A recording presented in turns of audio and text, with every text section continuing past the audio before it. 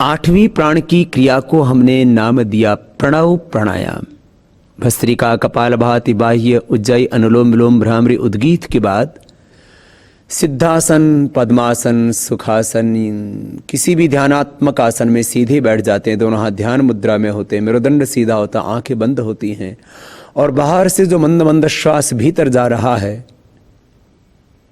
उसको साक्षी होकर के, दृष्टा बन करके, सहज होकर के, जागरूक होकर के, श्रद्धावनत होकर के अनुभव करते हैं, महसूस करते हैं। और जैसे ही हम साक्षी होकर के, दृष्टा बन करके प्राण को अनुभव करते हैं तो प्राण और दीर्घ होता जाएगा और सूक्ष्म होता जाएगा। इसको प्रेक्षा ध्यान भी कह सकते हैं, इसको विपश्यना ध्यान भी कह सकते हैं।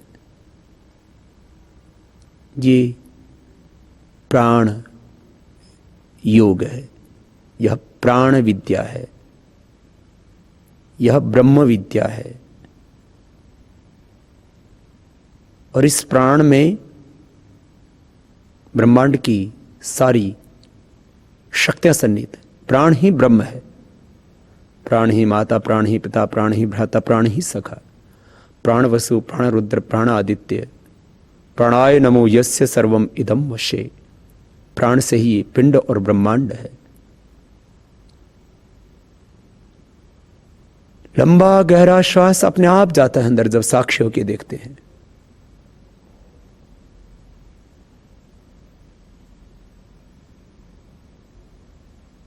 और फिर अंदर से धीरे धीरे लंबा श्वास बाहर निकलता है। प्राणों की गति सूक्ष्म होती जाती है और हम शून्य में पहुंच जाते हैं। तदेव अर्थमात्र निर्भासम, स्वरूप शून्य में उस समाधि। ये समाधि है। यहां जड़ता नहीं, यहां मूढ़ता नहीं, यहां श्रद्धा की, ज्ञान की, भक्ति की, विवेक की, प्रकाश की, ज्योति की पराकाष्ठा है।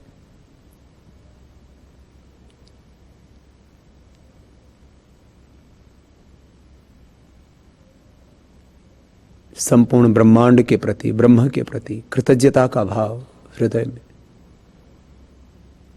और उस अनंत के साथ एकाकार हो जाते हैं, उसमें समाहित हो जाते हैं। यह प्रणव प्राणायाम,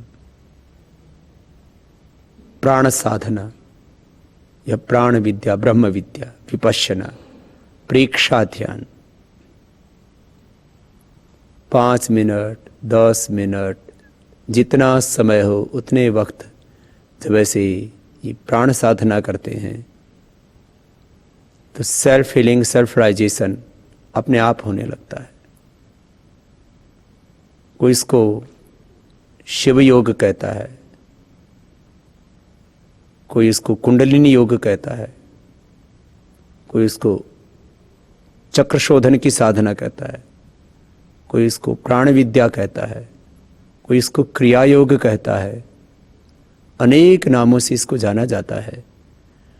सभी प्रकार की व्याधियों को मिटाने के लिए और समाधि का सुख पाने के लिए, शांति के लिए, शांति जिसकी तलाश सबको है अपने भीतर से ही हमको मिलती है। भीतर ही सुख है, भीतर ही शांति है, भीतर ही आनंद है, भीतर ही ब्रह्मांड है, भीतर ही ब्रह्म है। सब कुछ भीतर, हम बाहर खोज रहे हैं। यही तो हमारा ज्ञान। योग से हमें भीतर से सब कुछ मिलेगा। भीतर ही वेद, भीतर ही शास्त्र, भीतर ही सब कुछ है। ये बाहर से भीतर उतरने की साधना है प्राण साधना, प्राण विद्या, योग विद्या, ब्रह्म विद्या।